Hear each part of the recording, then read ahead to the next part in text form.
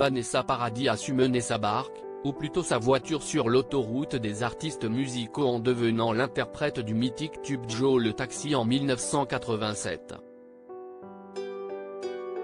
Grâce à cette chanson, son talent s'exporte non seulement à l'étranger mais se confirme également en France, après 11 semaines passées numéro 1 dans le top 50. Âgée de 14 ans, Vanessa Paradis voit sa carrière toute tracée.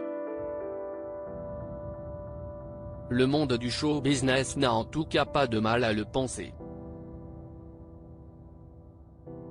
Chanteur, compositeur, star du petit écran, les avis sont unanimes, la jeune femme ira très loin.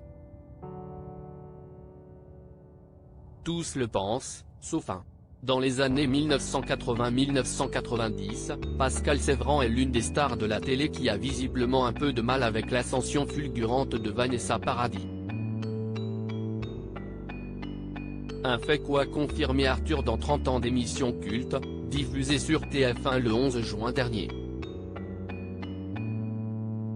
Le compagnon de Maréva Galanté revient sur cette rencontre qui a changé sa vie et sur l'animosité qu'il avait à son encontre. Il avait deux exigences, il fallait qu'il ait toujours du rosé au frais et qu'on ne parle jamais de Vanessa Paradis.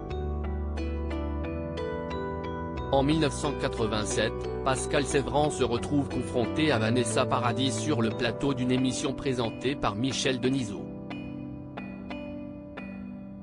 Contre toute attente, il lui avoue une chose, son incertitude concernant l'avenir qu'elle peut avoir dans la chanson. Quand je vous entends chanter, enfin plutôt, quand votre voix arrive jusqu'à mon oreille, j'ai quelques inquiétudes concernant votre avenir. Et je me demande si vous avez réfléchi sérieusement au métier que vous allez pouvoir exercer quand vous aurez quitté l'école.